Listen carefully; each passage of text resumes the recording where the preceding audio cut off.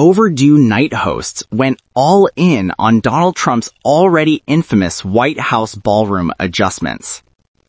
Late-night time talk show hosts have had quite a bit to speak about as of late in relation to world events. Someone who's apparently remained a fixture in the host's monologues, however, is U.S. President Donald Trump. Maximum lately, POTUS has been making headlines because of his efforts to add a ballroom to the White House. Construction at the assignment is presently underway, and the plan has drawn the ire of fellow politicians, celebrities, and greater. With that, Jimmy Fallon, Stephen Colbert, and Seth Meyers all shared mind even while on air. Jimmy Fallon makes jokes about President Trump's preservation plans. While Jimmy Fallon traditionally hasn't been too political on his show, he has been weighing in on President Trump's exploits as of past due. During an episode of The Tonight Display this Beyond Week, Fallon took some jobs at the continued maintenance. Fallon commenced by noting that the charge of the president's ballroom venture, which has brought about the demolition of the White House's East Wing, is already proving to be extra steeply priced than anticipated. With that in mind, Fallon, as visible on YouTube, stated this: Trump just raised the estimated price of his new ballroom by means of $100 million to a total of $300 million.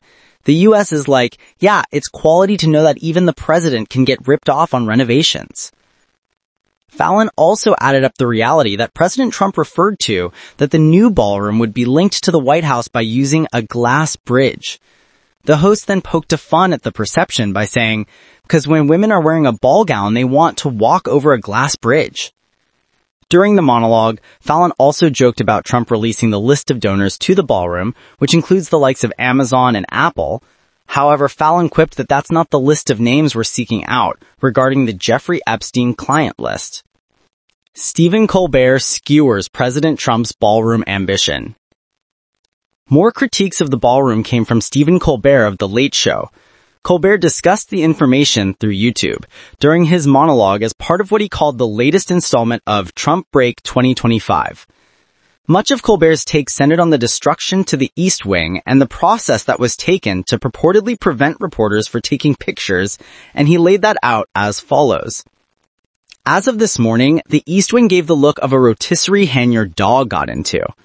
This is very frightening to read, and you know the administration knows that because today, the Secret Service closed access to the Ellipse Park, which is a public park from which journalists had been taking pictures live of the East Wing demolition. Well, that makes sense, because if none of it's on camera, they can just claim the East Wing hanged itself in jail. Those comments above, in addition to Colbert's further evaluations concerning the donors and more, come months after the Late Show's cancellation. During that time, President Trump also celebrated the news, though Colbert hasn't held back from persevering to take POTUS to challenge on various topics. While the cancellation of Colbert's show further signifies the changes in the late-night landscape, he's still focused on his goal to land this plane next spring.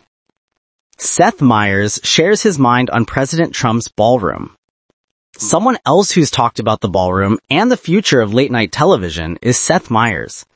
This past week, Seth also approached the situation from the perspective of the demolition of the East Wing.